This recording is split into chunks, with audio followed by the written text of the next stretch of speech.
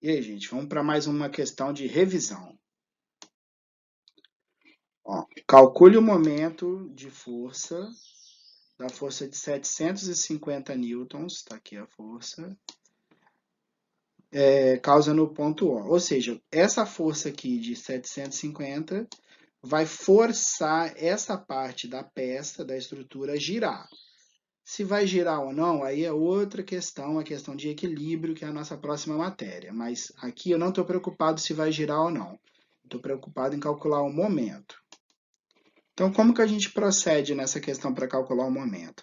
Se vocês olharem essa força, ela ao mesmo tempo é uma força para baixo, puxa para baixo, e ao mesmo tempo para a direita.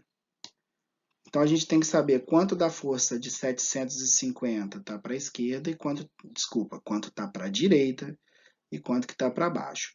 A gente novamente não tem um ângulo, mas a gente tem aqui ó, o triângulo 4, 3. Esse triângulo é para a gente calcular o quê? O ângulo que essa força faz. Beleza? Então, qual vai ser o nosso roteiro aqui? Calcular o ângulo, calcular a força X, calcular a força Y e calcular os braços para fazer o momento. Beleza? Então, vamos fazer isso aqui agora. Bom, primeiro passo.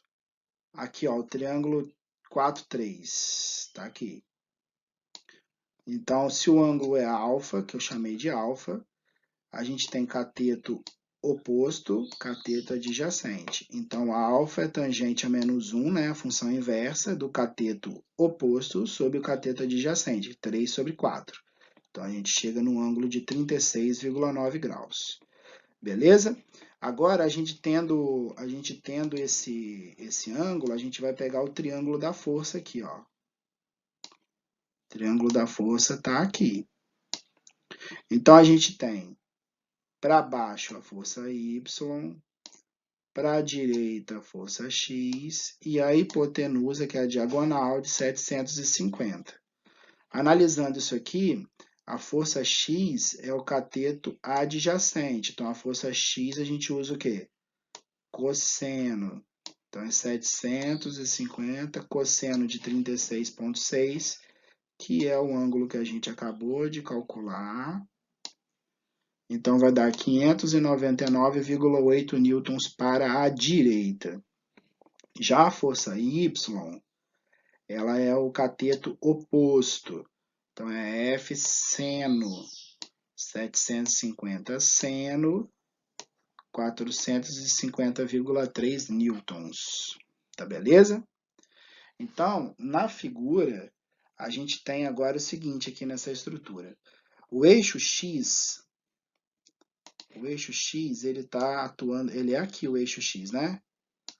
Então, o braço de alavanca para o eixo X vai ser esse aqui, ó.